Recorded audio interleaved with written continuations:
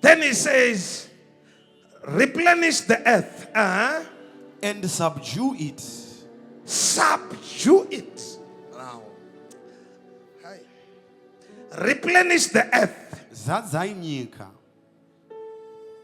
Subdue it. Moitsikirira.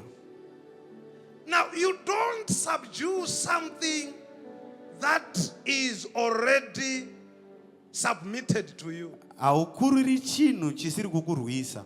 I was teaching them Ndaivadzidzisa last night when we were in the mountain. patanga tiri kugomo usiku. And I say, young men, Ndikati vakomana, listen to me. nditeererei. We are living in a cursed world. Tiri kurarama munyika yakatukwa. And a cursed world, it means that everything has the DNA of Satan. Zvekuti chese chine hunhu hwaSatani. Everything in this world, Chese chiri panyika it has a DNA of Satan. chine hunhu hwaSatani. And it will rebel against you. Ende chichakurwisa.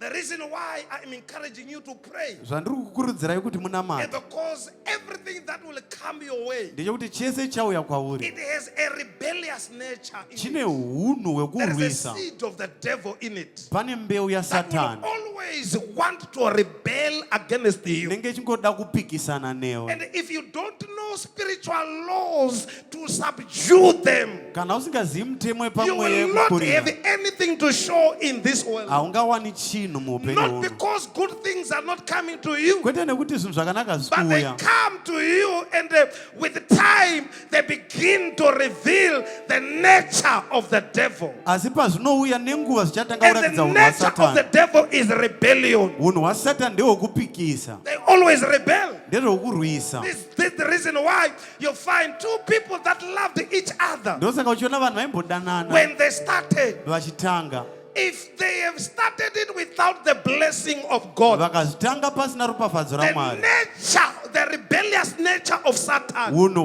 hwaSatani will hwekurwisa soon manifest. huchatanga And kuoneka. because that nature is not subdued by the blessing of God, Nekuda kuti hunhu iwo hauna they kutsikirirwa, end up fighting each other every day. vanopedzera kurwa So mazuva when ese. we call your children to come and we bless them, Patinodana vana kuti hei we are vativaropafadza, blessing them so that we can neutralize tiri the kuvadana kuti rebellious nature, the rebellious seed that is in each creation. kuti tirwise mbeu yaSatani iri muzvisikwa. So everything on this earth Chese chinhu panyika ino has got some DNA of Satan. chine hunhu This is hwaSatani. why God said you have to be born again. Ndosaka Mwari akati zvarwa You patsva, have to be born again. unofanira kuzvarwa patsva, Because the one who gave birth to you nekuti akakuzvara, was affected by the devil. nekuti anga akakurirwa And you now naSatani, have the nature of the devil. wanga une hunhu So for hwaSatani. you to get rid of the nature of the Kuti devil, ubvise hunhu hwaSatani, you have to be born again. unofanira kuzvarwa And patsva. after getting born again, Wazvarwa you patsva, have to walk with God 24 hours a day. unofanira kufamba naMwari mazuva Or ose, else the power to subdue the rebellious nature of this world will torment you. ukasadaro hunhu hwaSatani hwekupikisa huchakutambudza.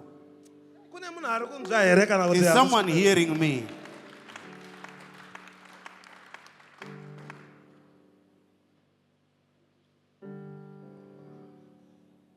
So money rebels, Mari inopikisa, people rebel, vanhu vanopikisa, everything rebel zvinhu zvose zvinopikisa because of Satan's DNA nokuda kwehunhu hwaSatani on this world. huri panyika inoi. But God says, Asi Mwari I anoti, have made you in my image, ndakakuita neufananidzo in my wangu likeness, nehunhu hwangu, so that you can subdue, kuti ukurire, bring down. uisire pasi, Don't allow it usabvumira to rule over you. kuti zvinhu zvikutonge. So whenever you find yourself in conflict with the issues of life, Ukaona uri kupikisana nezvinhu zveupenyu, don't forget usakangamwa to fight and win. kurwa nekuhwina. Don't hesitate to fight. Usateeredza kurwa nekuwina. Let nobody talk you out of fighting. Ngapasava nemunhu anokuudza kuti usarwa. Because victory is already credited in your account in Christ Jesus. Nekuti kukunda ndekwako muna Jesu Kristu. You are clapping hands like somebody who did not hear it. What I'm saying is, Ndirikuti nini? what is troubling you right now, Chiri kukutambudza iko zvino. you'll end up victorious. Uchapedzera wawina. What is a problem right now, Dambudziko iko zvino. it shall be a testimony tomorrow. Chichava chapupu mangwana. And if you are clapping your hands well, it shall be a testimony Ukaombera before the zvakanaka. end of this service. Ukaombera zvakanaka chava chapupu It shall be a sezvisati testimony. yapera. Tell your neighbor, it shall be a testimony. Udzi ari padhuze nekuti chichava Before chapupu. the end of this service, it shall be a testimony. Sevhisi isati yapera change chava chapupu.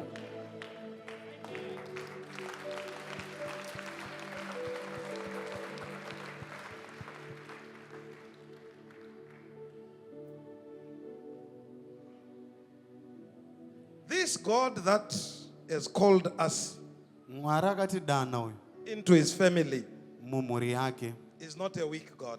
haasi Mwari asina simba.